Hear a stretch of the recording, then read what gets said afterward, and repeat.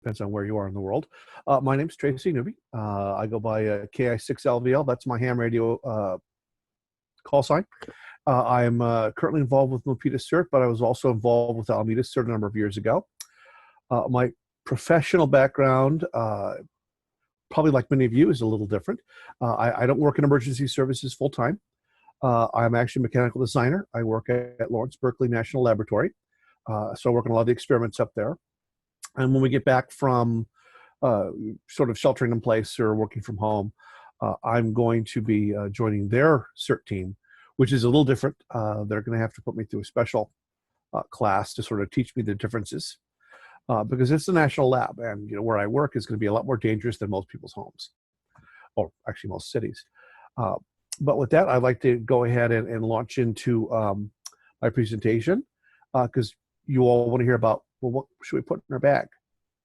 I got this bag that some CERT team gave you. Or if you're not involved in CERT, I'm also going to talk to you just in general about what should you have in a go bag, what kind of supplies might you need in an emergency.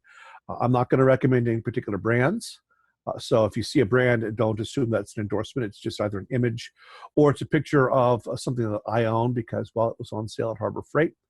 And a lot of this is going to be what's within your budget. So don't go out and buy a $2,000 generator when a $200 generator or even smaller might suit you.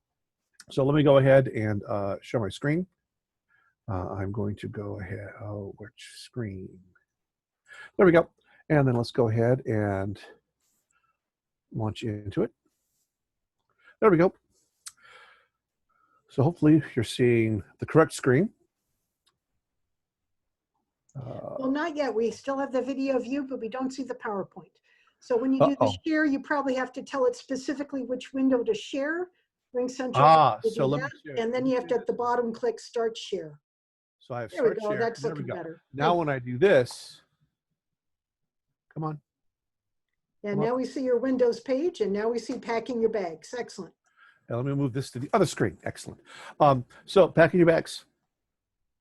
This is a discussion, and I'm going to be open to a lot of questions. So if you start having questions, just go ahead and put them in there, and we'll let me know, and then we can talk about some things. But let's go ahead and get started. So I like to start with lists. Lists are great things, and there are plenty of lists available. That's typically what I do is I find someone else's list that looks pretty comprehensive. I say, hey, okay, this is a great start. But I don't do a lot of first aid. That's not my main focus. I'm going to do mostly search and rescue or radio communications. But I'm still going to have some first aid supplies. So what you see here is our typical CERT bag. And what's next to it is just an emergency kit. And this is a visual checklist of things you might want to have in your disaster supplies. Food, water, prescription medications, a first aid kit. If you have children, if you have pets, important documents to have ready to go. What happens if you have to evacuate? Sheltering in place is one thing, but you should also be prepared to leave because, well, maybe the wind shift and the train derailment is getting worse, or you could have a wildfire coming. In fact, we've got some of those going on here in California, and yeah, a few of us were standing by just in case the order came. So, be prepared, but don't panic, because if you're prepared, you're less likely to run into a situation where you're going to need to panic. But yeah, I start off with a list. You'll see on the list here a backpack. You want to be able to carry your stuff in something, or you can also use a duffel bag. We actually have several levels of CERT kits with us, just in case things get completely out of hand. I keep it in a vehicle. You can have a small bag in a vehicle. That's a great way to start. Great way to think. The idea of a 72-hour go bag. If you're going to go somewhere and do something, maybe for your community, or you have to leave your home for a period of time, you need to be ready to be without services or to be away from your home for at least 72 hours. That's what they tell us with an earthquake, is we may lose power, we may lose water, we may lose a lot of services for at least 72 hours, because it's going to take time for the state, for FEMA, for all these agencies to get everything together. You have to physically move people and equipment and supplies and food and water. So we need to sort of be self-reliant for at least 72 hours. Then I will also talk briefly about extended gear. That's when you see things like a tent, a sleeping bag, blankets, things where you may be, dealing with loss of service or being evacuated for more than 72 hours. And then, I'm also going to talk about personal gear, and yes, what happens if we have to evacuate? What things really should we be taking with us? Not the kitchen sink. So starting with this is a nice list I found online, and there's a link to it in the PDF file. And each of these are also links, so you can actually see it's ReadyGov. They really did a good job putting these kits together, or these kit lists. And I'm even going to talk about places where you can buy pre-made kits. So yes, what do you need? Water. And most of these is per person per day. So 1 gallon per person per day. So that would be 3 gallons per person. Because if you're looking at 3 days, 1 gallon, for each person per day. I've got a couple of food grade barrels in the garage, and I keep them full of water. And I check them, and I make sure to, treat them so that they don't start growing anything. You want a battery powered hand crank radio, and I've got a picture of one coming up. Some have the NOAA weather channel. That's great if you can find it. If not, any portable radio is going to get you news, get you information. Flashlights, first aid kits. Don't forget batteries. In fact, in your emergency kit, your batteries should not be in your flashlight. What's going to happen is that the battery is going to rot, and they're going to start to corrode. So keep them out of the flashlight. A lot of people have the little plug-in flashlights, or you can get what's the shaker lights, where you simply shake it for a few seconds and it'll turn on and you can see in the dark. Whistles, and if they don't show on the list, I also carry a signal mirror. So I use a whistle to make sound. People can hear you. They can, hey, something's wrong. Hey, come over here. I found some survivors. And a signal mirror is great for daytime use because I can actually, flash it at people and they can see this very bright flash. Flashlight's not going to work very well during the daytime. Dust masks, and of course, we all have cloth masks that we also use in the era of COVID. Plastic sheeting and duct tape, that's if you have to shelter in place. If there's a large fire burning nearby, but not so close that you're being evacuated, there could be a lot of smoke. You might want to sort of keep that from coming to the house. Or if there's a spill of some kind or a chemical release, you would tape the plastic sheeting around windows or on doors. That way you keep everything outside, keep the air quality inside as high as you can. Things like plastic bags, moist towelettes, wipes, those are great. Wrenches or pliers for utilities. And at some point, I'm gonna, when I have the camera back, I'm gonna show you something that should be in everyone's kit. It's a non-sparking gas valve shutoff, and it really serves only one purpose. I mean, some people will hardwire a small crescent wrench with the gas meter on the side of their house. That way, no one walks off with it. But these are actually much better to have in your kit, and I actually have one on the side of my house. It's actually cabled to the gas meter, so it can't be lost. And these are great because they won't spark. So if I'm trying to turn the lever or the valve on my gas main, I'm not going to cause a spark, because if there's a gas leak, that's when you turn off the gas. Just a good thing to have. Can openers for food, manual. I don't recommend the little tiny ones that you can get at the Army Navy store. They're very difficult to use. You really just want something that's going to get a can open pretty quick. Local maps. I even mentioned this in my CERT list. They're great because if you have to leave and you have to go on foot, or you're driving, you may be driving through a part of town you're not familiar with. You may be driving in an area that you don't know, a neighboring city, or you may be a few cities away. You're not familiar. You don't want to get lost. Your cell phone chargers, the backup batteries, those are great. So whenever I talk about batteries, I'm including the small bricks that you can use to charge your cell phone, because you can power other things with those.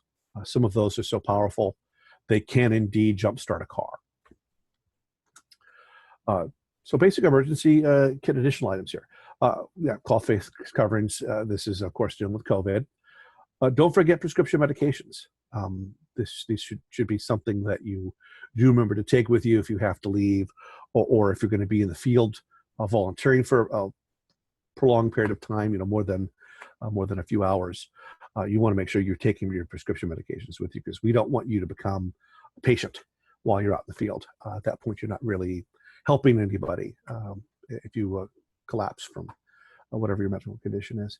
Non-prescription medications, pain relievers, just in case you get diarrhea, antacid laxatives, anything that you want for comfort that's not prescription, OTC, over the counter. And this is for your use or your family's use. This is not something you're going to be given to other people. That's something that, again, I'll talk about when we look at CERT lists. Extra set of prescription eyeglasses in a case, contact lens solution. If you have disposable contact lenses, grab a fistful and take them with you. Food for your children and supplies if you have infants, small kids, having wipes, having those things. That's going to keep them a lot more comfortable if you can, change their diapers a little more frequently. Sleeping bag or warm blanket for each person. Again, this is if you're going to be leaving or even at home. If you have camping gear, you might want to get it out, even though we weren't doing a lot of camping over the summer. And, have a backyard camp out, get everything aired out, make sure the tent works. Check to make sure that your tent is still waterproof. I got a tent from a friend. I set it up. I was outdoors at an event with some other friends, and it rained inside my tent because the waterproofing had basically worn off, and it was kind of in shreds. It was not a pleasant experience. So check your camping gear periodically, even if you don't do a lot of camping.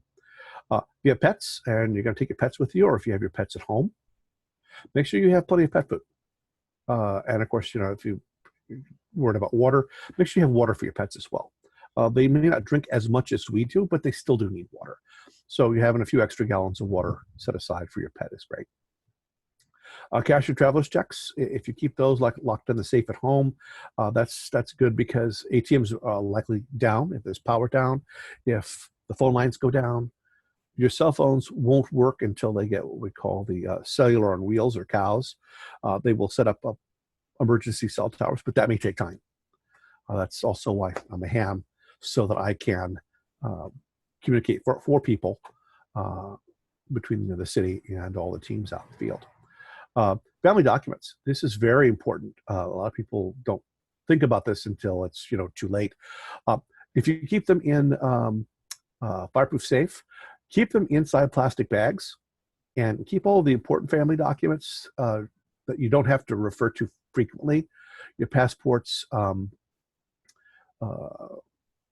identification, bank account records, IDs, things like. If you have all of this, you put it in a bag, keep it in a fireproof safe. You can leave with that small fireproof safe.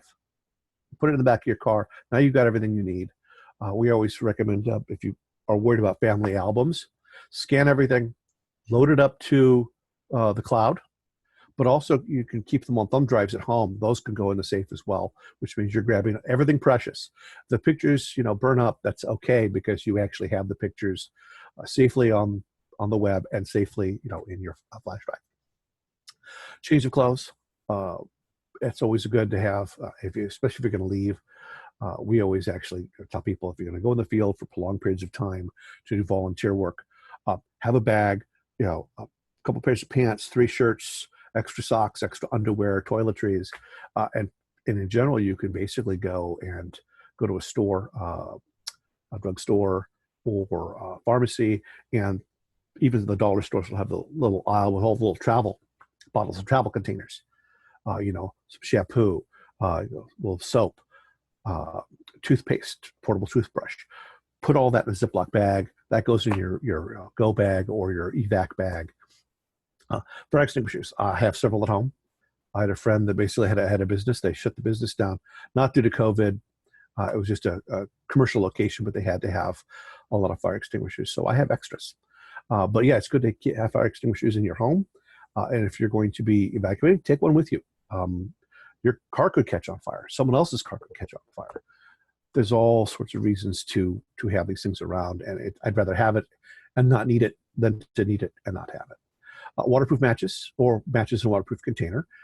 I've made little tins with some waterproof matches, a small compass, and things like that. Easy to stick in a pocket, easy to stick in a bag, in a jacket. And you have a source of fire if you want to start a fire to keep warm or to cook food. Yes, feminine supplies, personal hygiene items. These are things that some people don't think about. And oddly enough, tampons, the cotton in them, have many uses. You could use it to start a fire. You could pull it apart and put some tape around it. And now you have a makeshift bandage. All sorts of useful uses not intended. Mess kits, paper cups, plates, paper towels, utensils. That's important. Camping gear is great for that. The metal cups and plates, pretty easy to wipe up, keep clean. But paper plates and paper cups are great because they can be disposed of pretty easily. If they're not too greasy, you can burn them at a campfire, just so that you're not leaving a lot of garbage. Paper and pencil. Those of us who work in CERT will also recognize this, as we call this Form 1. So whatever form you don't happen to have, I have a pad, I have a writing implement. I can basically now make a list. I can take a message. I can do all sorts of things with that. Very, very handy thing to have. Books, games, puzzles, other activities don't require batteries. So basically non-powered entertainment for not just children, but grown-ups. You might want to play some cards. You might have a board game that everyone enjoys playing. This is a great way to also keep people occupied, keep their mind off of negative things. Let's see, canned food. If you're going to keep it in a cool, dry place, store it in your garage. And I always tell friends, family, and I'm going to go ahead and tell you, that's your first place to go shopping, is your garage. So you've used up some canned goods from the kitchen or from your pantry, go out to the garage and do your shopping there. And then that's what you replenish. This way, your canned food that's in your garage is an emergency. You're going through it. It's going to be food that you normally eat. You're not buying something just specifically for emergencies. This way, you're going through your food. You don't have to worry about anything spoiling, anything going to waste. It's just, I consider a great idea. Just, if you can have extra food in the house, rotate through it. That way you go there, and then when you go shopping, that's what you replenish, is your emergency supply. Store-bought food, tightly closed plastic or metal containers. Some people I know actually get canning equipment, and they'll get the large, like coffee can, big coffee can size cans that have, not been used, and they'll pack rice in them. And then they'll go and they'll use a canning machine, hand crank, and they'll actually seal the lid. And now they've got, a pound or so of rice or a pound or so of beans. This way, your bulk food, because sometimes people like to use box food, but the box food itself, yes, it's now susceptible. Things can get through the paper if it gets damaged by water or it gets torn. Now it's being exposed to the air. But if you have it in a tightly closed plastic container or metal container, that's a good way to protect it. And yes, check your supplies frequently. Replace expired items. You go through the fridge, you say, oh, well, this milk has gone bad. Get rid of it. If you have canned goods that are past expiration date, don't even try. Just go ahead and take it out of your supplies. If in doubt, throw it out. Rethink your needs every year and update your kit. Yes, people's dietary needs may change. My partner is gluten intolerant. She's actually allergic to a lot of forms of gluten. Wasn't always. So it's one of those things. Our diets can change. Our needs can change. If you don't have little kids in the house anymore, and then maybe they're teenagers, they're not really going to need extra sweet cereals, things that are fun.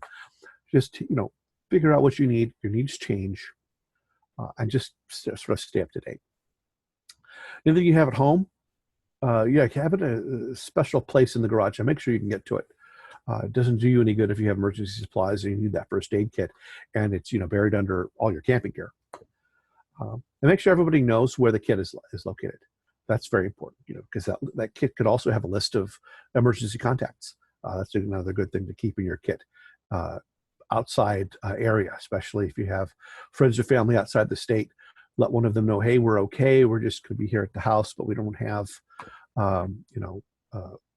utilities right now. at work. If you can keep a small go bag in say a drawer in your desk or in your locker, that's actually a good place to have it, because you can also, if you have to leave work, take that with you, because now you have some extra supplies, because you might actually be stuck in traffic. It may take you 12 to 14 hours to get home. This is not an uncommon thing that could happen if we have a disaster. Traffic could be tied up. We could have transit issues going on that just makes it hard to get home. All the poor people who had to get out of New York City after 9/11, it's like, yeah, the tunnels, everything was closed. So people were walking, people were taking the ferries, just get everybody home. And if you keep something in your car, yeah, this is an emergency kit. You can keep it in your car, in the trunk. It doesn't have to be very big. And this is stuff for you. This isn't necessarily, road flares and, things that you would need for your car. This is stuff for you.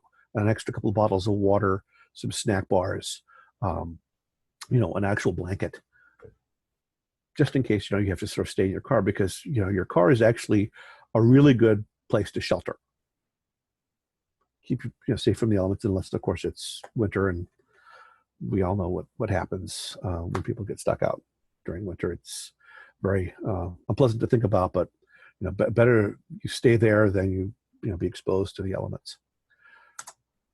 So some of the basics for CERT, since I'm active in CERT, and I'm hoping a lot of you are, and this is sort of part of an open CERT program that we're talking about. Please remember, always follow your community emergency response team local guidelines. So what you can do here in the Bay Area or in California, you might not be able to do in Missouri. And you really do need to understand there's things you can and can't have in your bag. As members of CERT, we're not armed. So we're not going to have weapons. We're not going to have firearms.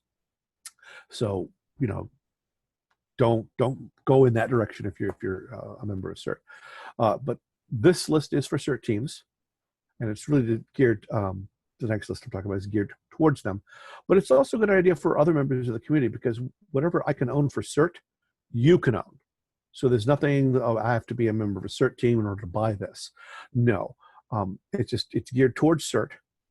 These are items that CERT people are going to want to use, but it's also anything you can go to the hardware store and buy yourself. And of course, please remember, safety's first and last. Don't forget to include PPE, personal protective equipment, safety glasses, gloves, your work gloves, and latex or nitrile gloves or vinyl gloves, whatever you're not allergic to, because I know I have a few friends that are allergic to latex. But you want to be able to protect yourself, because if you're giving someone first aid, they could be bleeding. You don't want to get that on you. You definitely don't want to get that in you. CERT also deals with hard hats, but we'll talk about that in a little bit. Remember to include water and snacks for each person. So if it's for you, at least an 8 to 12-hour shift. That's typically what we tell members of CERT. If you're going to be in the field longer than that, then typically the city or the county will be dealing with, either providing shelter or directing us, like, okay, yeah, you need to go home now, so we can go home. And we're going to bring another CERT team in from another city to sort of take over for the night, and then you'll come back in the morning. Please pack your bags light enough to stand wearing it on your back for at least several hours. You might be working somewhere where you could take it off and set it down. Hey, that's great. But if you're walking around, say, surveying a neighborhood to see if there's damage, because you're going to report that to your city's emergency operations center, well, you're going to be carrying your gear with you. You don't go out to do anything if you're on CERT without your gear, because you're going to have water, you're going to have safety equipment, you're going to have some first aid, some lights, things that are going to let you help others. And I always tell people, pack for the role you're most likely to be performing, but have a little bit of everything else just in case. So I'm always going to have some first aid stuff with me, even though I'm not, in the role of, combat, CERT first aid. Some people want to, that's what they want to focus on, because that's something that they're good at. They're not very strong, so they're not going to be, doing a lot of lifting and, moving of rubble, to help people, get past a block. So what's in the bag? So Again, this is a nice list that someone's put together. A hard hat, typically it's green. Some areas use white, some will use blues. It's whatever color you're using. Oftentimes when you complete your CERT training, one is provided to you. If it doesn't have the CERT logo, they may give you some decals. Go ahead and put that on there. And the typical rating, the American National Standards, or ANSI rating, there's the number right here, Z 89.1-1997, type 1, class E and G. So this is your typical construction hard hat, with the liner that suspends it. You're not going into combat, so it's not going to be bulletproof. And you're not fighting a fire, so it doesn't have to be like super resilient. But it just has to protect you from like some falling debris, or something falling off of a roof, or just anything that might cause you injury. Safety vest. Our teams use green. Some use yellow. Whatever your team is using, that's the color you're going to use. And again, when you go through CERT training, frequently they will actually provide you with your CERT, and they'll have the CERT logo and text. It's going to be what's called Type 2 ANSI reflective vest, and it's going to be all set to go. All right. You're also going to have a disaster service worker ID. Usually this is a card. Some use a photograph, some don't, which is why you need your driver's license. Always carry that with you. Also have CERT ID cards. Alameda uses a photo ID. Milpitas does not. Some cities do, some cities don't. If you work at the county level, those frequently have a photo on them. And that just simply lets a firefighter or a police officer know that you're part of CERT, you're part of the response team. It's okay to let you through if it's safe. We use N95 masks. If you want to own something a little higher, that's up to you, but always have an N95 mask. Latex-free gloves. A lot of us carry nitrile gloves because they're latex-free, because a lot of people do have latex allergies. Wear gloves. If you're going to be helping to do cribbing, or you're going to be helping shift rubble, or do something that could rough up your hands or give you cuts or abrasions, you're going to want to wear good work gloves. Make sure that they're comfortable for you.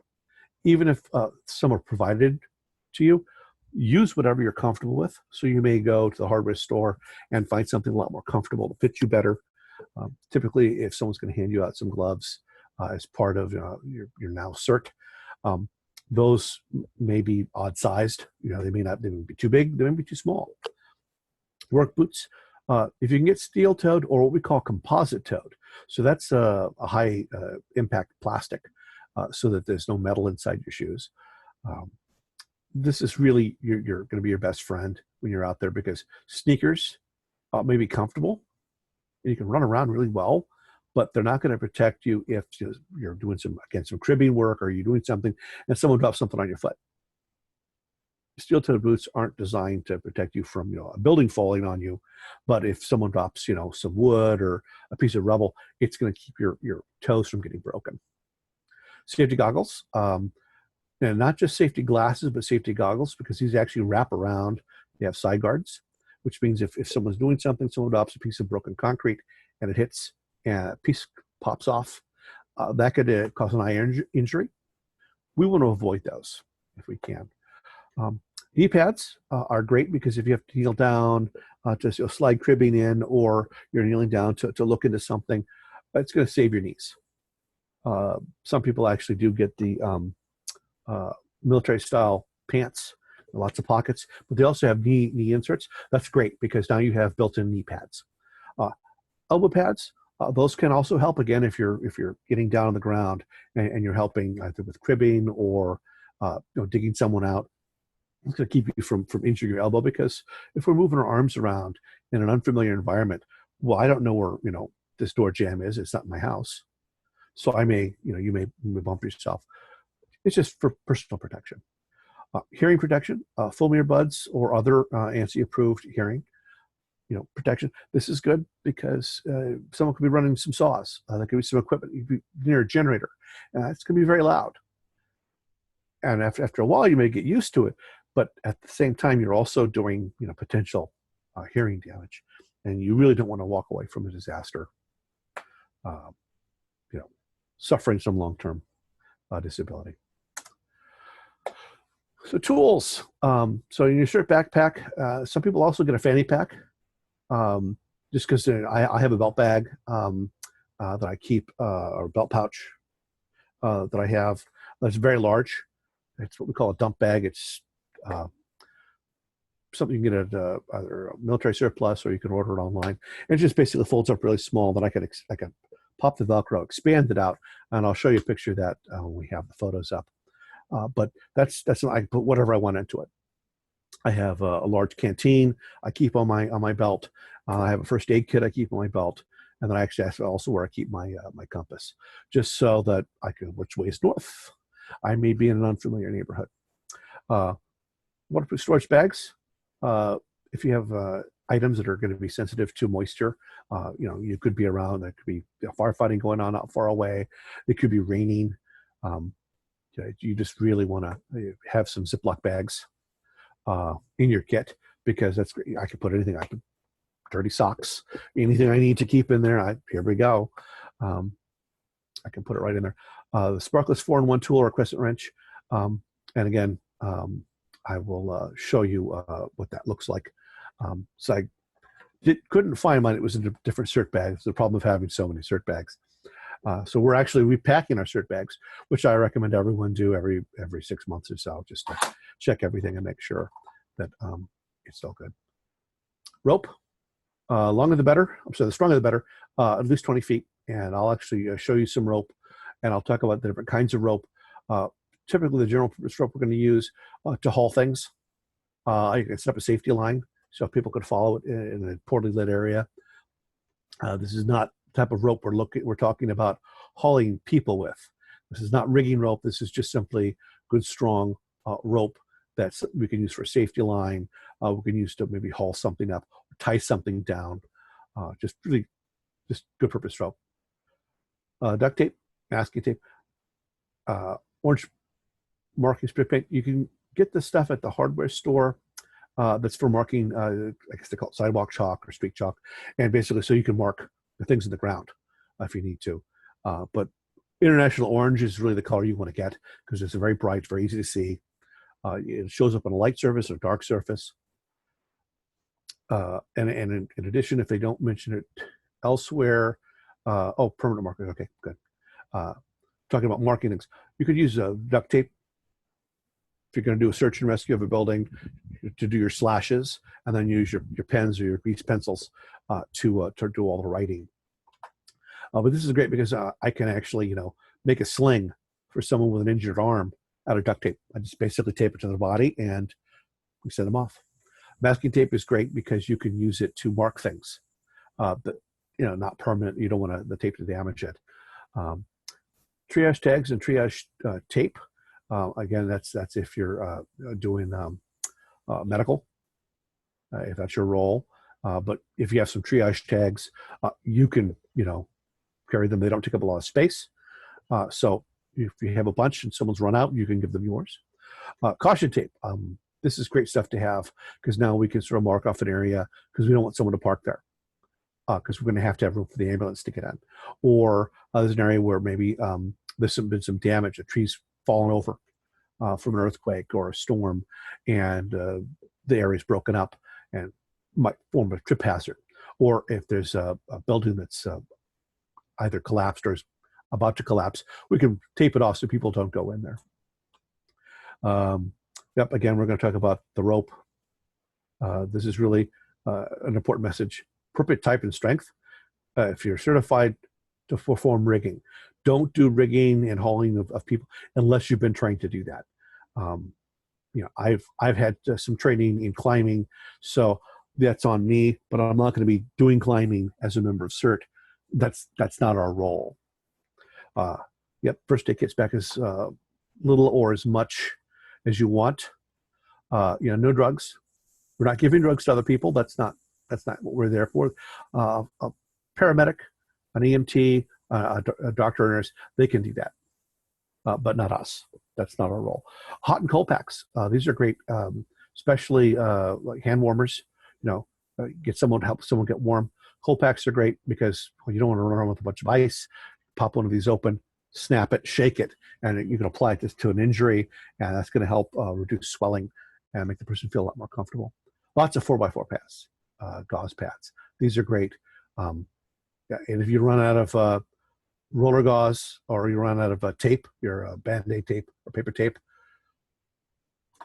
I got duct tape and I got masking tape. I can hold that gauze on many, many ways. But yeah, you've got some nice basic first aid. Getting back to the flashlight, a good type of flashlight to carry is the little ones you wear on your forehead. So you have a headlamp, especially one that's adjustable so you can point it down, because you don't want to be shining the light in someone's face if they walk up to you. That's rude, and it's also unsafe because now if it's nighttime, they've just had their night vision, their we call dark adaptation, has been blown for several minutes, and they got to sort of pause and wait for their vision to come back. Knives, utility knives, multi-tools are great because they do have a knife, but having like a separate utility knife, this is a really good thing to keep in there, because I'm just going to use it to cut. If it's the type with the extending blade, it gets dull, I snap off a piece, I got sharp, I can keep going. Scissors, medical shears are great. We also call them penny cutters. Those are good things to have. Other sharp durable scissors, or you could recommend your kitchen shears or big utility scissors. Those are good to have because you're going to be cutting things. Tape, you might try to cut rope with it. Pens, pencils, permanent markers, grease pencils, notebook. Waterproof version if possible. These are a little bit more expensive. And if you are going to get with Right in the Rain, that's a good brand. A lot of things are printed on Right in the Rain paper. This is, if you're going to go with this route, you can get a pen that's specialized for it. And you sort of keep those things together. That way you can take notes. Even if it's raining, it will write underwater. These things are great. Cert field guides on protocols, they actually do have them. They're usually like a plastic, so that it's just going to be your basic guide. There's going to be small print, so you might need to keep your eyeglasses with you or your reading glasses. Yeah, operations guides or any kind of guide or cheat sheet, these are good things to have. 72-hour kit, food and shelter. This is really when you need to worry about food and shelter. If it's going to be provided to you and you know this ahead of time, there's a lot of stuff that you can not worry about taking with you. But if it's not, you're not sure what's going to happen, a tent, a chair, a table, a sleeping bag, and a cot or an air mattress. I prefer cots because I can store things under where I'm sleeping. That just sort of utilizes space a little bit better. But an air mattress on a sleeping bag or a sleeping pad in your sleeping bag, that's great because now you crash space in a gym or someplace safe, and you're there and you're okay and you get some rest. 9 meals.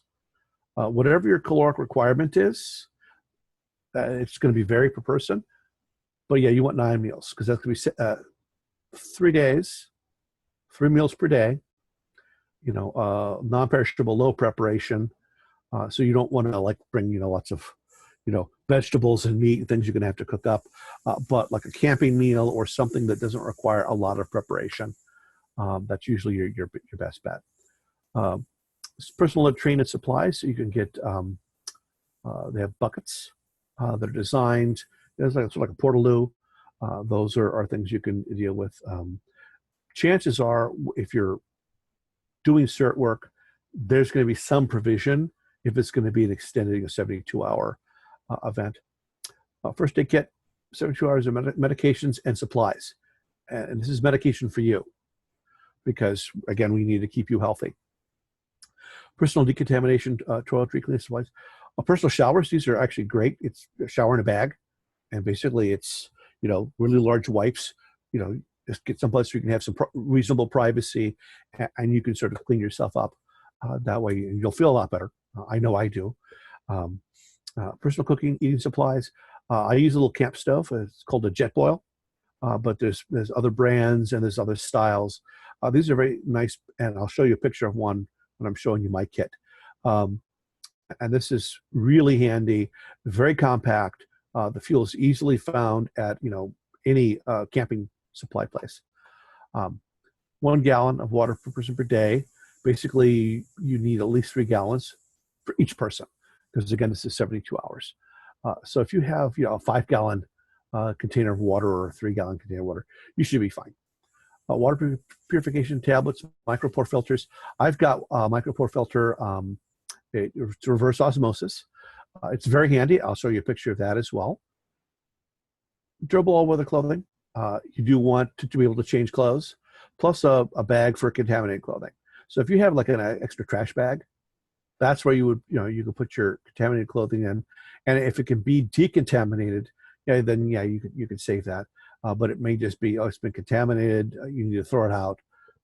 Hopefully they'll provide a means of disposing of it. Fire building, tending tools. This is also very important because, personal cooking is one thing, but what if I need to build a fire, a campfire? You should at least have something. I can usually carry a small container of magnesium powder with what they call a ferro rod on the side. You just take a knife blade or any steel tool and strike it on that ferro rod on the outside, and it gives a good hot spark. I've started fires with that. Just some wood shavings and that ferro rod going, I can start a pretty good fire just with that.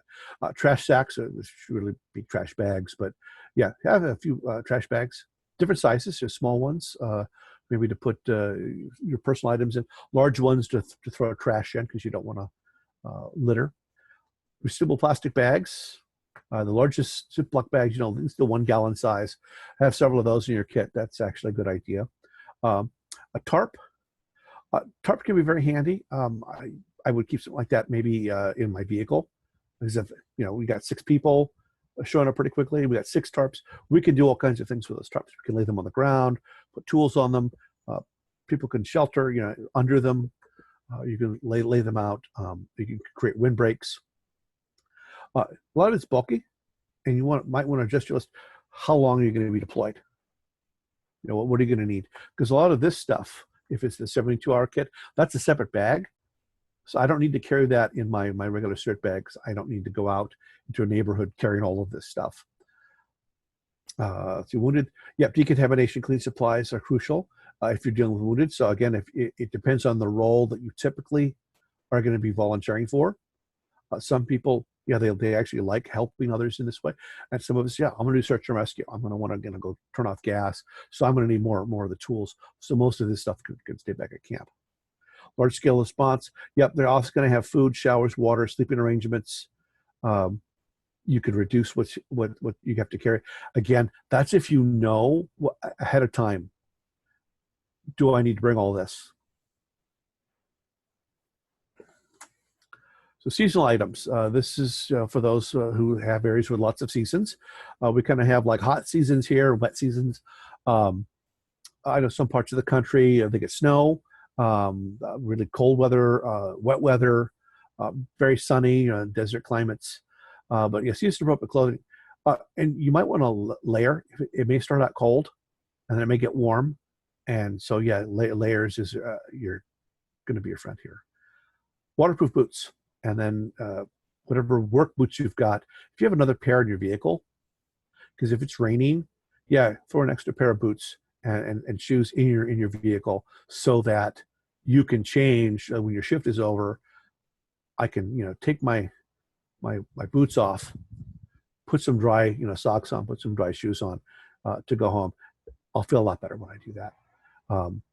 If it's cold weather, winter coat, pants, hat, gloves. There's different things you can do with gloves. Some people actually wear fingerless gloves, and then they have a set of mittens that they can put their hands in. And then they'll take their hands out of the mittens, so they still have fingerless gloves. If I got to write, I'm not going to try to write with a pair of mittens on or really thick, ski gloves on. I'm going to actually want to be able to feel what I'm doing, especially with my radio. So if I'm doing radio for CERT or I'm doing radio for the county, I need to be able to push buttons on a radio, and the buttons are pretty small. So with gloves on, I'm not really going to be able to do that. So you sort of need to, know what are you likely to be doing, and get the appropriate kinds of gloves. These rain gear, you can get a poncho, rain suit with a water-resistant jacket. You can get a nice some nice hooded jacket. And then if you're wearing something dry or even something rainproof underneath that, that's great. Again, you're layering because you may come in out of the cold, out of the wet, take the jacket off. I still have something on to keep me warm. For sun or even for rain, wide brimmed hat can also help. It'll keep rain from being on your face, but also keep the sun off your face. And of course, we always recommend people use shade whenever you can. If it's a building, if it's a tree, if it's an easy up, if it's some other structure or vehicle, you get it in shade whenever you can. If it's a hot sunny day out, bandanas, cooling cloths, because you can get this wet. You can also put the bandana over your face if it's dusty, and you're not in need of wearing a dust mask or your N95, because maybe you want to save that for a more appropriate situation. Bandanas are great to use. Sunscreen. If it's going to be a hot day, you want to protect yourself from the sun. And if it's been wet recently, and in some parts of the country, this is very handy to have bug repellent. Here's a couple of links to pre-made CERT kits. This first one is a list of some of their kits. This is a comparison. And what's nice about this comparison is they list all of the CERT kits across the top. And then going down the side is what's in those kits. This is another list. So if you look at this, you can actually compile a list of tools and supplies to put in a CERT kit. So basic CERT bag. So this is, I just took some things from our CERT closet, because we have a big closet up here and it's all CERT all the time. And this is just, hey, let's just sort of put it all on our table. This is by no means my complete kit, but I just say, let's grab some stuff and put it on the table. I can show you what do we have. This is what fits in a standard bag. And everything on this table fits in this bag, including the belt with the canteen and the helmet. Normally I wouldn't keep those inside the bag, but they fit. So at least I can pull it out, pull the belt out, put it on, get the helmet ready, and I've got some more room in the bag. And yes, this is important right here, this roll of toilet paper, because, civilization. So what do I have in here? Basic PPE, gloves, eye safety.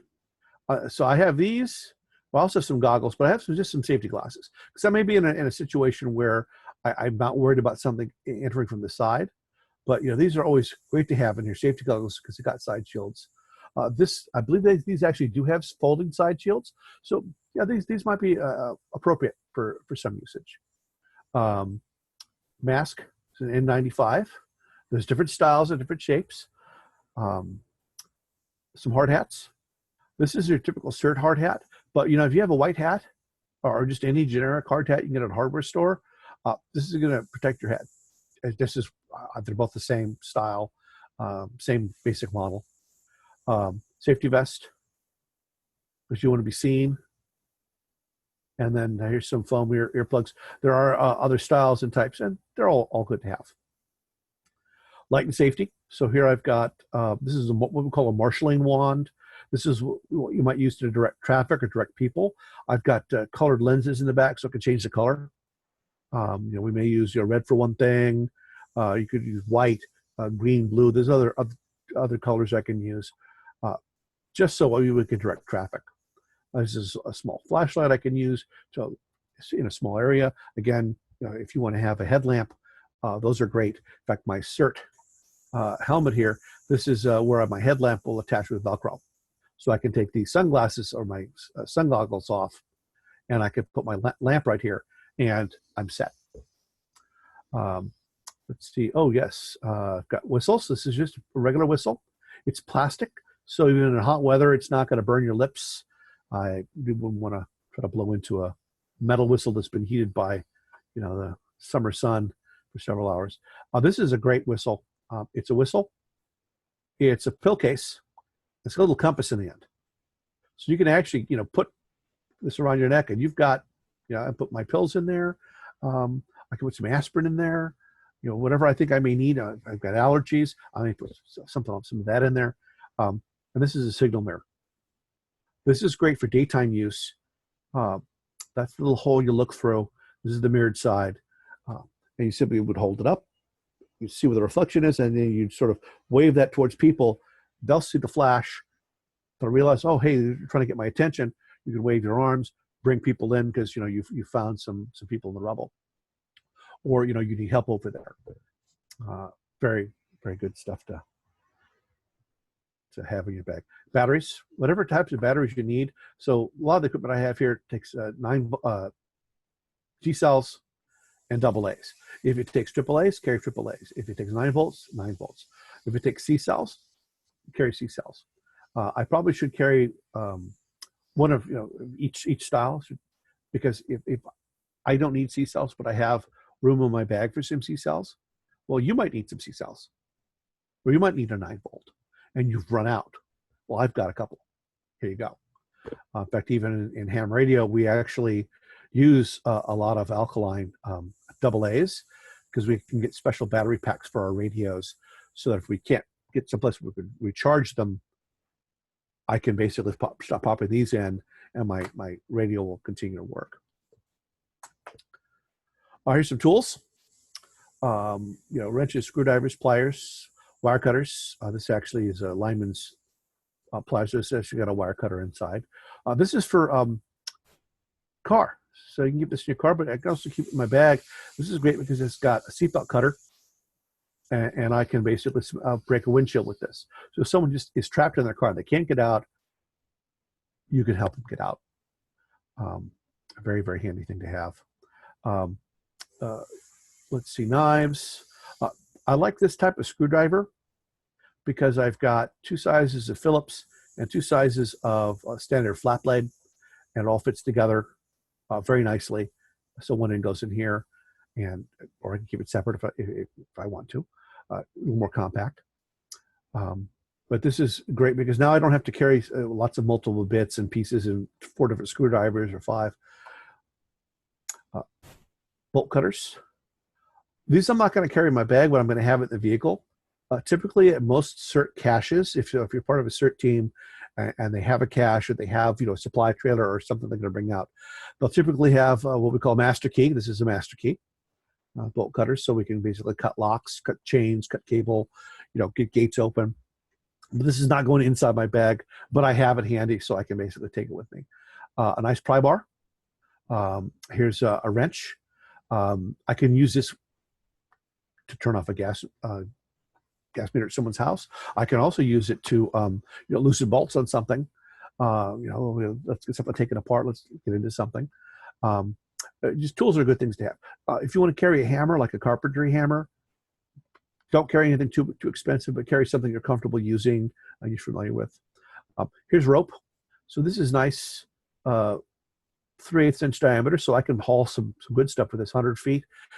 I'm not going to haul people with it, but I can haul some stuff with it. I can use it to tie things down. I can make a nice safety line. So if someone's passing by an area or through an area and it's poorly lit, they can basically hold on to that and just keep following. If they slip and they've got a grip of it, it'll keep them from falling down or tumbling down a hillside. And then I also carry some, you can carry paracord. I got this like smaller diameter. This is good if I want to tie down like an awning or use a tarp, to make a tent or a shelter. I can utilize something like this. And here's a little guide called ProKnot. I'm not sure where we got this. ProKnot.com. Okay. This is great. I'm not a Boy Scout, so knot tying is not something I'm that familiar with. But this has got a lot of knots in it, and I highly recommend something like this. A nice little cheat sheet that'll show you how to tie, a bowline, or a slip knot, or a half hitch, or a trucker's knot. Something that you can use to secure things, to tie things. These are great. It's not cheating. It's having a handy reference. Duct tape. This is caution tape. You can usually find rolls like this at some hardware stores. You can also order it online. It's not illegal to order caution or emergency, something that's not crime scene. Usually that's sold to law enforcement, but caution tape is great because it's going to communicate, hey, don't come in here. This is very heavy duct tape. We call this hurricane tape or 100-mile-an-hour tape. It's very strong cloth. It's very strong stuff. You're better off cutting it, but if you just put a nick in the edge, you can tear it pretty well. It works great. This is also similar, just smaller in size, so easier to use. Emergency blanket. Here's just a little bag with some bandages and some cleaning things, so some basic first aid. This is more first aid. This is typically what I carry on my belt. Reflectors, bands.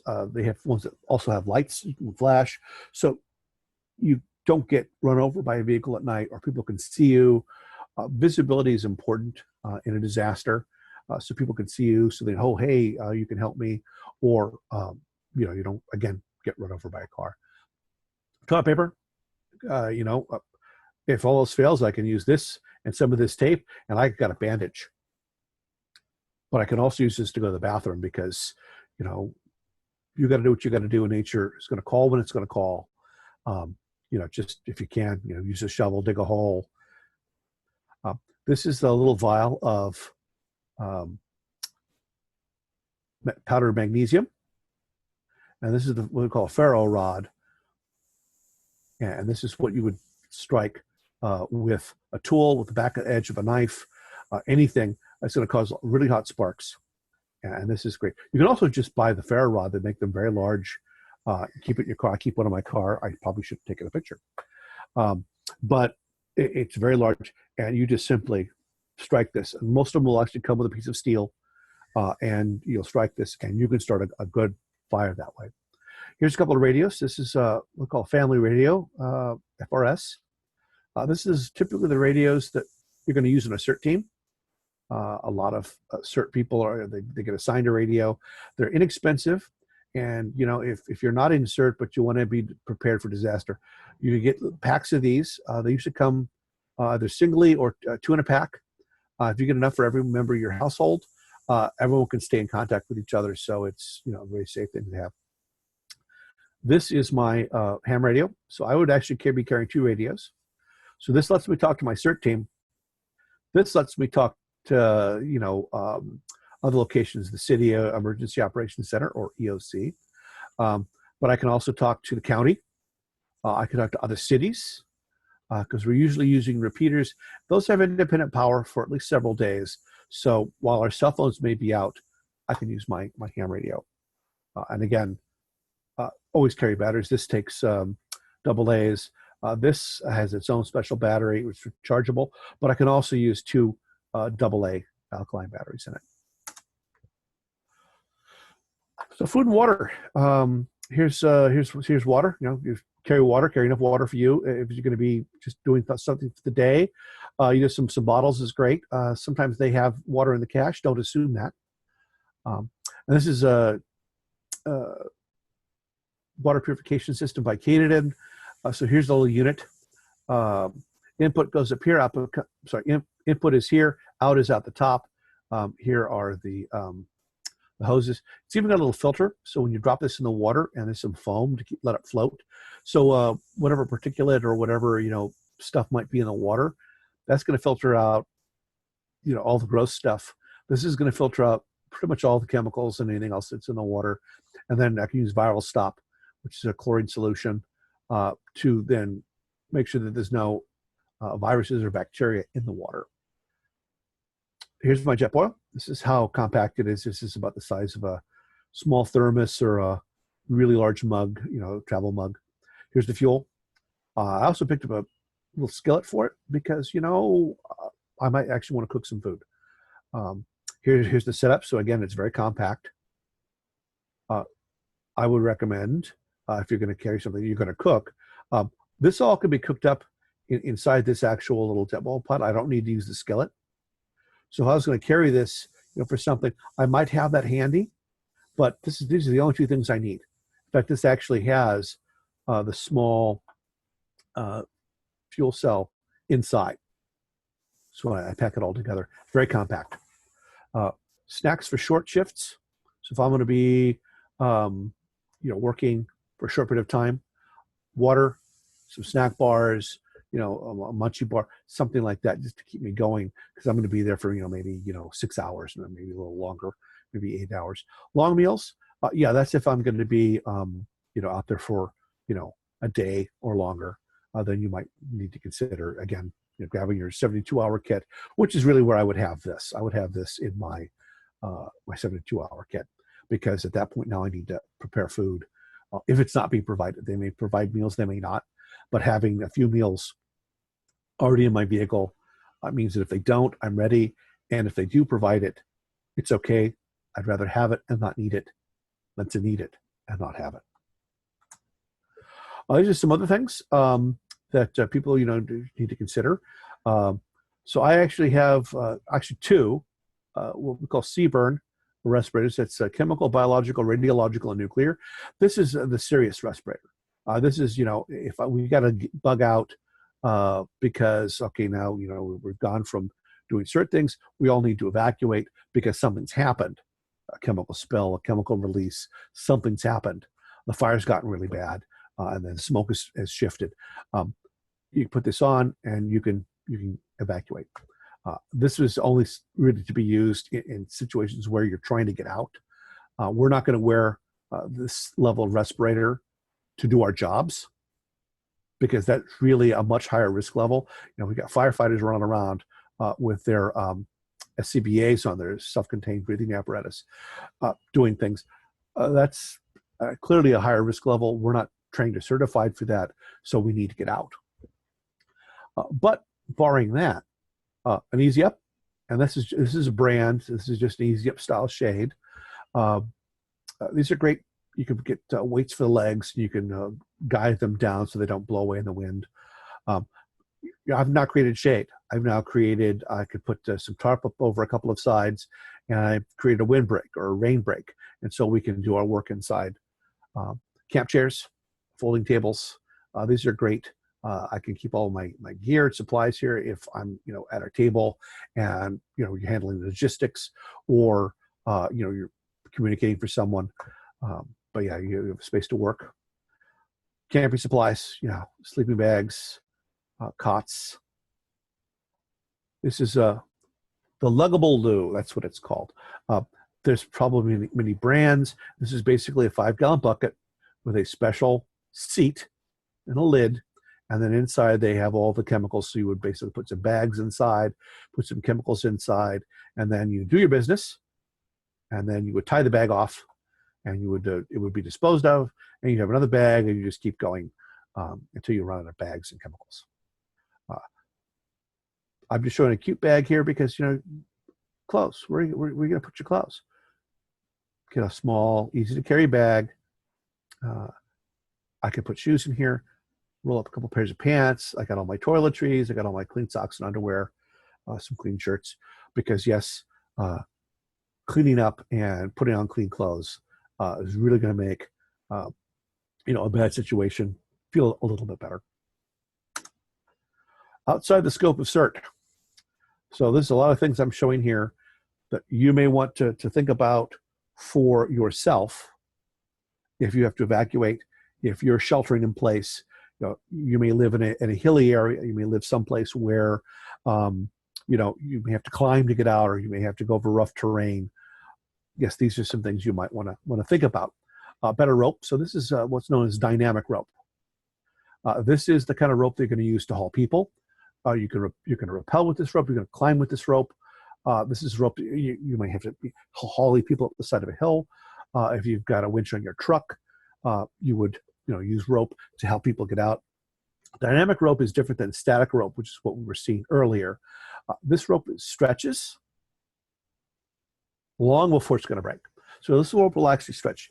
Grown man can basically fall a good distance on this rope, and it will actually stretch before it stops him. Because if the rope didn't and it didn't break, it would just stop suddenly. You could basically break your back. You could suffer very serious injuries. But because this actually stretches, it's going to be a lot safer to use to haul people. So you wouldn't want to haul people with static rope. And again, in CERT, you're typically not going to be hauling people. But, if you have it and someone is certified to do rigging, and you've got, a couple of pulleys, and you've got some carabiners, and this is a locking carabiner, which means no matter what happens, I can lock this, it won't open. This is a non-locking carabiner. And if I push on this, it's going to open from this end, which means if it's bounced around or it could come undone. So yeah, I typically use a locking carabiner just for safety. This is a little folding grappling hook. You could drag the lake with it. You can use it to climb, especially if you're going out over rough terrain. Again, this is outside the scope of CERT. So this is not something we're going to typically use in CERT, but it's not illegal to own. It's not illegal to use. Again, if you've got the training, or if you're interested in the training, this is a very handy thing to have. Heck, I could use it as a boat anchor. If I'm out in the water, I could throw this over the side, and I can anchor my boat. These are some demolition tools. So this is, again, this is more than just a hammer. But yeah, you might be dealing with debris removal. Heck, I could put a chainsaw in here, and if you got to get rid of a tree, typically you're not going to do that as a member of CERT. That's going to be usually city, county, or tree trimming company is going to go clear all the trees that are falling over the road. But this is a nice thing to have in your overall kit, because yes, I can actually get in, I can pry apart walls, I can go through sheetrock, all sorts of things that I might be able with this. A power generator, as an actual ham radio operator, this is actually a part of my equipment. So this antenna poles. So these are probably poles for setting up a taller antenna, because one of the secrets with the radio is the higher the antenna, the better the reception and the better the transmission.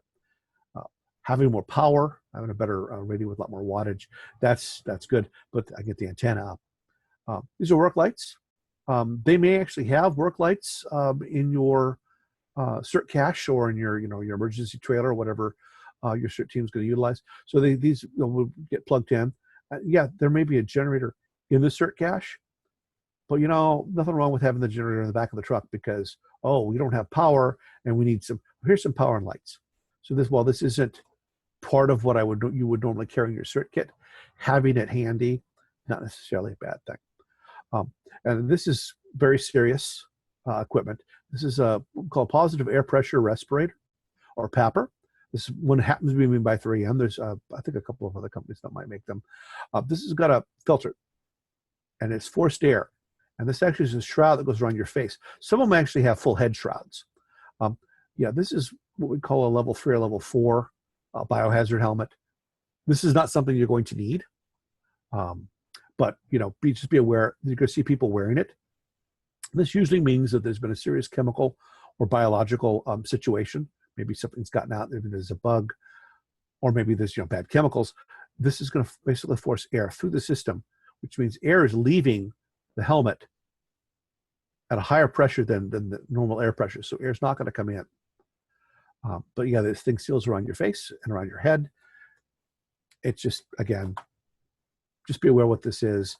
There was a big push with these in the early days of the COVID crisis, and you couldn't find these for love or money unless you were an agency. And then the prices came back down and they became more available when people realized, yeah, we don't need to constantly be using things like this. It's not that level of airborne, but this is equipment. It's available. It's perfectly legal to use and possess.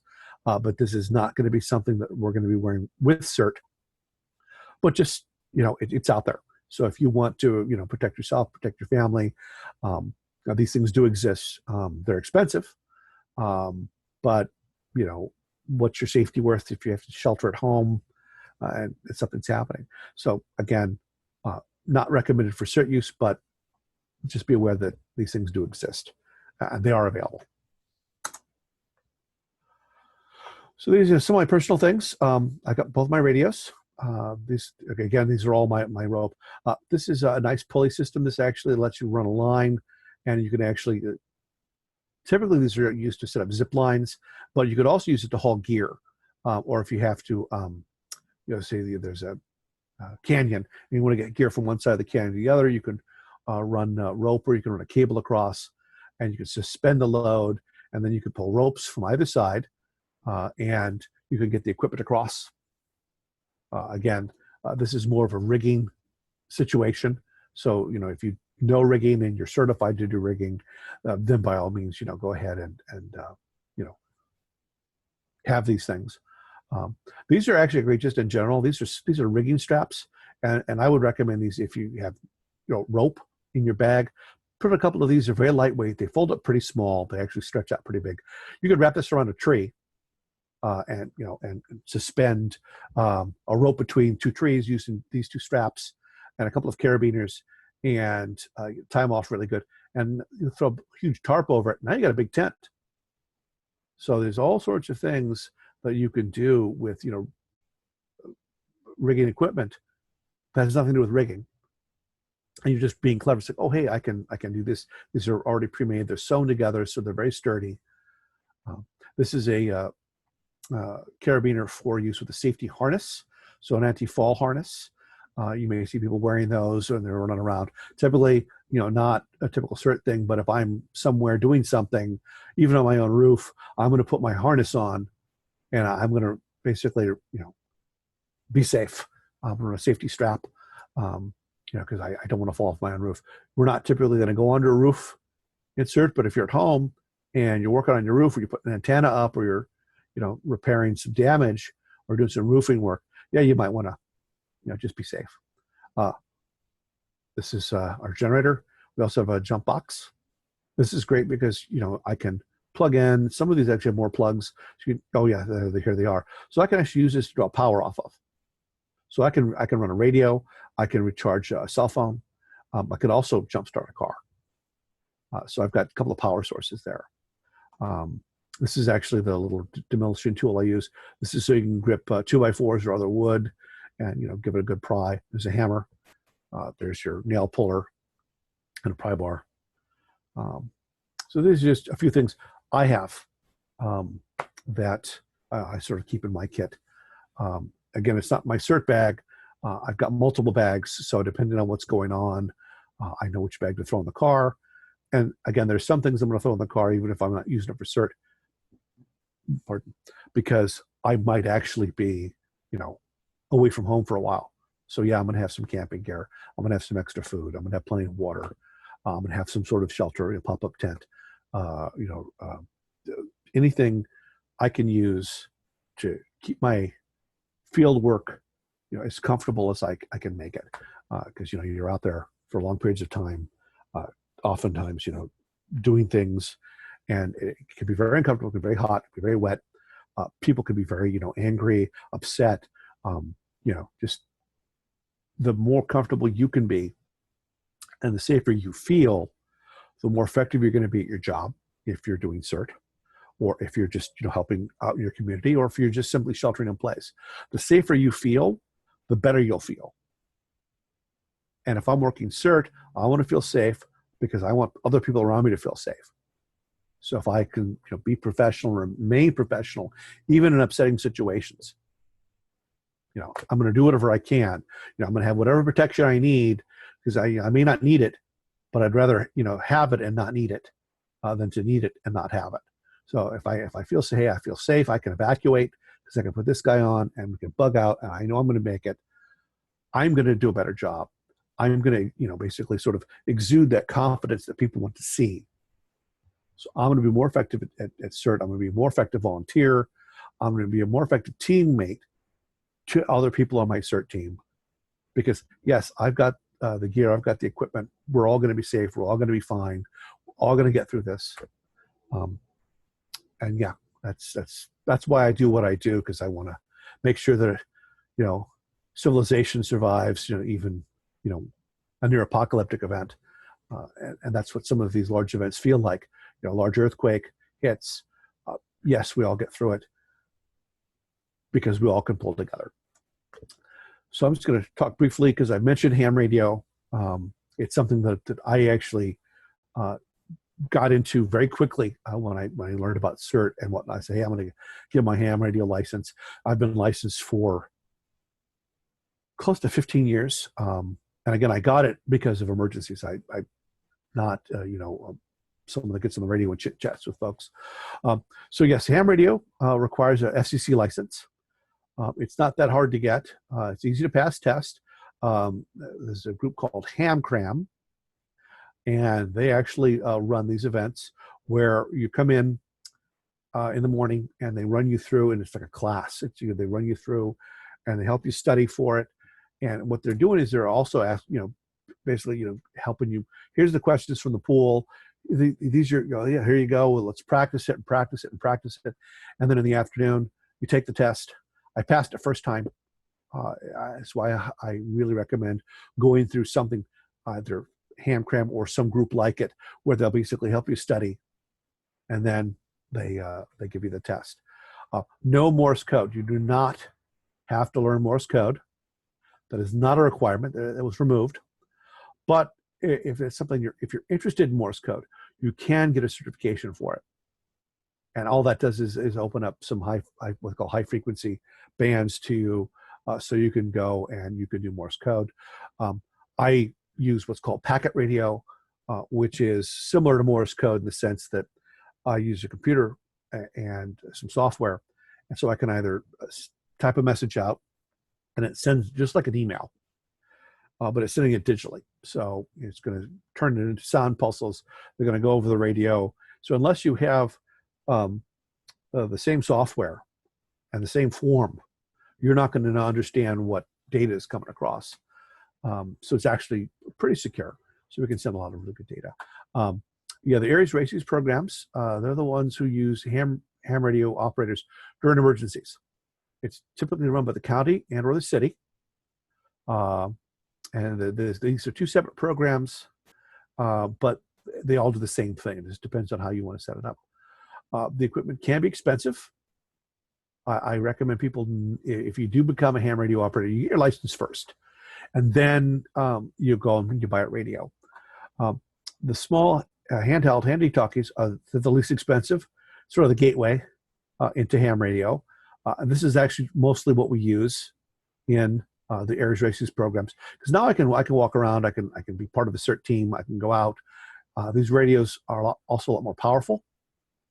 Just these little guys are far more powerful, about 5 times more powerful than your FRS or family radio service. Those are generally 1 watt or less. These are basically up to 5 watts. Oops, I'm sorry, I need to go back. There we go. Mobile radios, these are about 25 to 50 watts. These are a lot more powerful. This is what I have mounted in my truck. I have a magnet mount antenna on the roof of the truck, so it's very tall. It's up very high. Yeah, you're going to hear me a long ways with this. And then, of course, you have base stations. These are typically 25 or 50 watts and up. Some go as high as 500 watts. Depending on your license level with Morse code, you can deal with hundreds of watts, and in some cases, thousands of watts of power. These typically have very large antennas. Sometimes you'll see them in people's backyards. They're 25, 30 feet or more in height, and they can reach all around. The higher the antenna, the better. So if you live up on a hill and you have a base station and a tall antenna, you could talk to everyone in the Bay Area. Very handy, because when cell phones go down and the internet goes down, this is how we're talking. The county training is very important. Some areas, they do it at the city level, and again, it depends on your jurisdiction, on where you are. Santa Clara County, they're the ones that handle all the training, but they do have officials in the city level that deal with the Aries RACES folks in each city.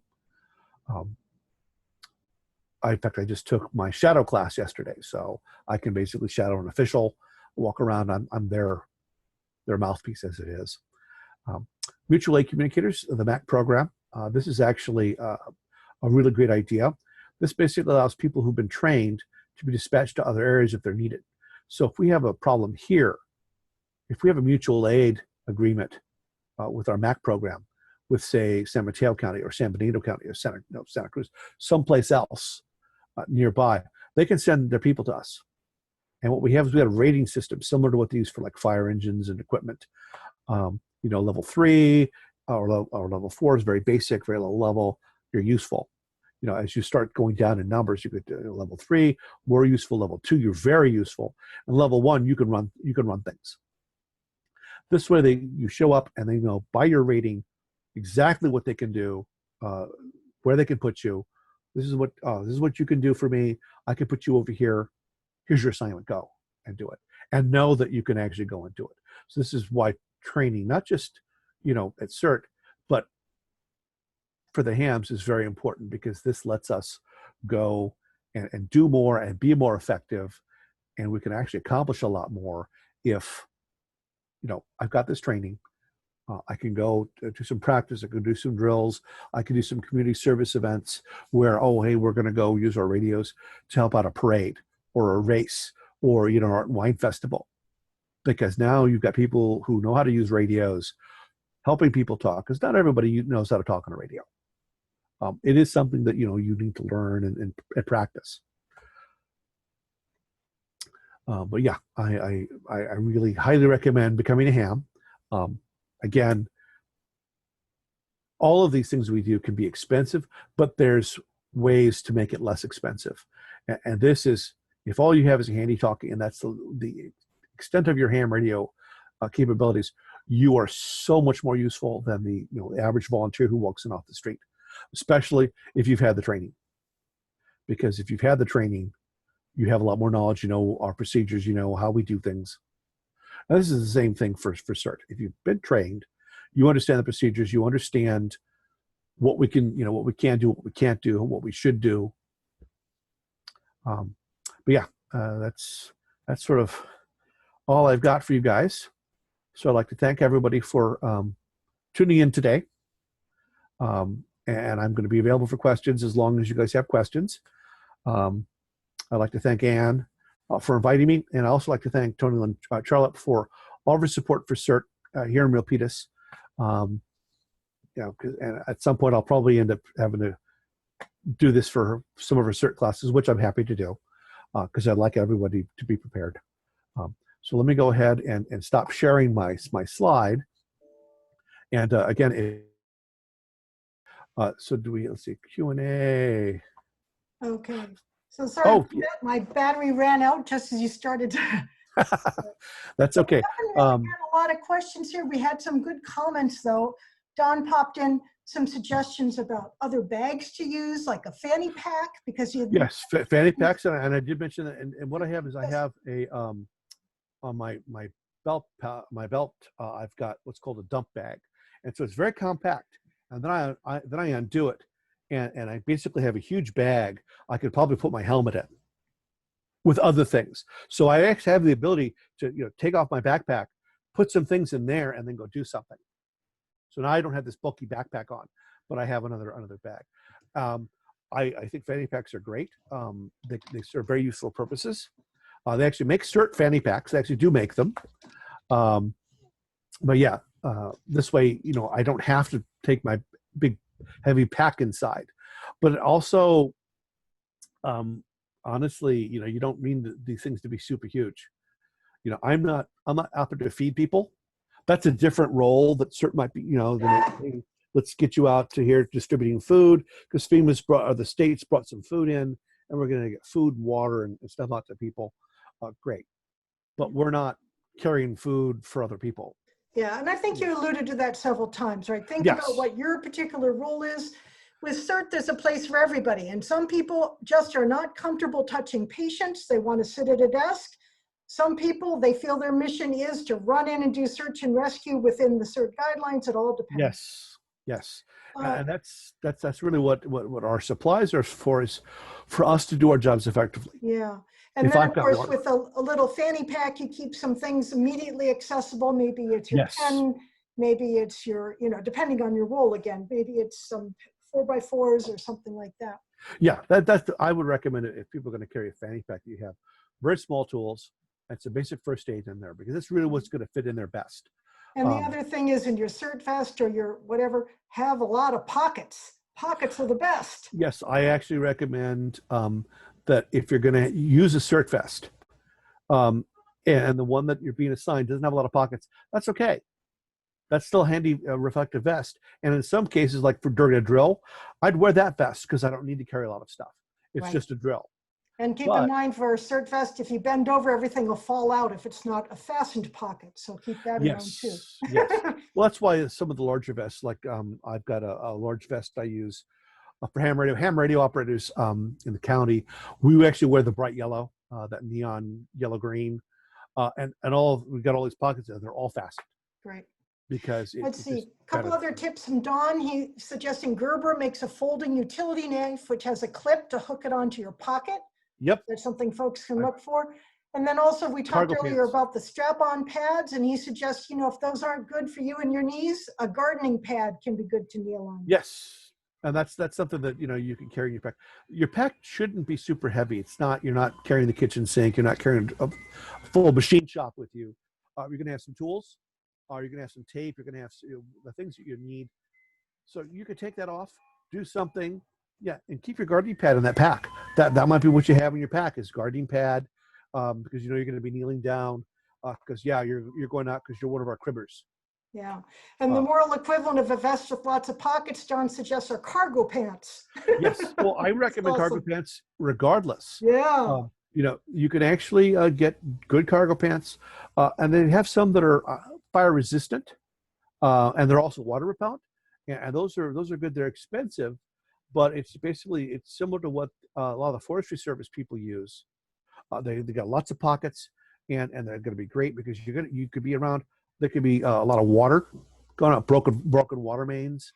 So there could have been some rain, some firefighting going on nearby, all kinds of things. Nothing wrong with having pants that are kind of above your current need, because now I'm not going to get soaked. Yeah. Now, earlier you talked about your water barrels. You had food grade barrels and you have a water supply, and you mentioned you treat them so that things don't grow in it. So tell us a little about that. How did you treat the water? So you can basically use a small amount of bleach. What I recommend is, if it still smells like bleach when you open it back up, let it set, or take some water out and let it set. Chlorine actually evaporates pretty quickly. That's why you have to treat your pool frequently. And it's like, okay, it's now safe. I don't smell any chlorine. It might taste still a little bit. If you're going to cook with it, you'll be fine. If you're going to drink it, you can have some powdered mix. In fact, I recommend that people not drink just water, but you get something with electrolytes in it. Okay. Because at that point, if you're drinking too much water and you flush it out and you're not putting electrolytes back in your body, by eating fruit or eating banana, or eating something that's going to help get those salts and minerals back in your system, you're going to start having some health problems. So help us quantify a small amount of bleach. Are you doing 2 drops? Are you putting in a quarter cup? I mean, it's a 50-gallon barrel. At that point, you're probably going to a quarter cup. Should be fine. Now, if it's a small bottle, a couple of drops. And again, if you're going to be treating smaller amounts of water, you could pull it out and treat the small amount. But I basically I'll put at least a quarter cup. This is probably about 32-gallon. They're not huge; they're smaller size. The 55-gallon drums I've got have had food in them, so I'm not going to use them for that purpose. We actually use the plastic for other things, but I would recommend getting something that has a removable top. So the whole top comes off, and there's this ring that goes around it that clamps it down. What's happened is, this is food grade. They've lined it with a plastic bag, and they basically put food in it, seal the bag up, put the lid on, put the ring around it, lock it, secure it, and then they would ship whatever powdered food, pills. Sometimes they'll actually, that's what they transport pharmaceuticals in, is these kinds of barrels, and they get to a plant or facility where they're going to then bottle them or package them in some fashion. Okay. But just get it. Make sure that it's never had any chemicals in it other than food. Great. Yeah, that's really important. So Peter has a great tip here. He apparently has a swimming pool, so you have the plastic buckets that the swimming pool chlorine tablets come in, and suggests that you can reuse those for storing supplies, food, water, and it could become a toilet if needed. Absolutely, yeah. You can rinse them out, make sure they don't smell like chlorine anymore. And then, yeah, I mean, I get 5-gallon buckets just to have 5-gallon buckets. In fact, a friend of mine who works he's actually working on the fires in Santa Cruz. He actually says, yeah, if you have to evacuate your home because fire's getting too close, he said, take all your 5-gallon buckets, lay them outside, especially like in your backyard or someplace easily accessible. Fill them with water, then put the nozzle on your hose and leave your hose turned on. Because they can actually, when they come upon the scene, they can grab those buckets, start throwing it. They can grab your garden hose and start spraying it while they try to get a large line in. And I thought that was a great suggestion. Cool. Because most people don't realize, it's like, yeah, if I have to evacuate, I put the nozzles in the hose and I turn it on. Guess what happens if I can come back home, turn the nozzle off, turn the water off, empty the hose, and put the hose back. Okay. Okay, so I'm getting some feedback. You're kind of cutting in and out a little bit. Sometimes you're clear as can be, and then you faded. A moment ago, I could hear you, but you're faded, and then suddenly you got louder. So just see if you can tweak. Wayne has a great suggestion here. He likes something called Scott eVests. They specialize in vests with over 25 pockets, and you can even have a pocket to carry an iPad. And he says sometimes he just wears that on airplane flights to keep magazines and newspapers and other things handy, and you don't really notice the bulges. So that's something to check into. Oh, no, that's actually a good idea. Yeah. We were actually given in my shadowing class, I was given a 4-page list of what their radio harnesses for your chest, because you actually don't want to keep your ham radio on your belt. Well, because your body is a whole lot of water, and it's going to basically block radio transmission. We're basically a shield as it is. But if I get my radio up on my chest, and I have a tall antenna on my 13-inch antenna on my radio, and so here's the radio, here's the antenna. So if I have it up here, this thing's actually higher than my head. So if I have this on my chest, this is over my head, it's over my shoulder. I'm going to get much better transmission with this. Okay. Well, people are commenting. They've found really good tips here. We do have a question. Debbie, I'm going to let you talk. So Debbie Daddock, go ahead with your question. No, I actually didn't have a question. Oh, I was just, it was very informative. So thanks very much for the suggestion. You're welcome. Must be someone else. Great. Thanks. Okay. So with this again, I'm going to type it in here one more time here. We've been doing the recording today. We'll get it downloaded and ready and posted along with the PDF version of the slides you saw today. Several people are asking, oh, can we get copies of the presentation? Can I get a copy of the list? You betcha, but give my colleague a couple days to get it posted once she's back in the office. But if you go to www.losaltosca.gov/prepares, we'll have it there. So this is last call for questions. Anybody else have questions? And if you're like looking for something and I've got it, I didn't include like every website I've gotten stuff from, because sometimes I've had this stuff for years. So I don't remember where I got it, but I could probably figure that out. So if there's something that you're looking for. Tomorrow you should get a follow-up email from the web tool, and it'll have my address in there. And so if you think of something later or you want that more reference information, go ahead and email me. I'll send it to Tracy and he can follow up with you. And he's sure happy to help. And you've been so generous with your expertise and knowledge. We really appreciate the field tested advice. Yes. Fortunately, I haven't had to do it in a disaster. Yeah, it's much more fun building kits and storing them in their garage, I think. So oh, absolutely. Let's keep it that way, right? No plagues of locusts or anything here. That's all I have to ask. I'm not going to recommend a flamethrower. No. So I don't see any more questions. Let's wrap it up for today. Thank you so much. Thank you, everybody, for calling in and participating. Bye, Thanks, everyone. everybody.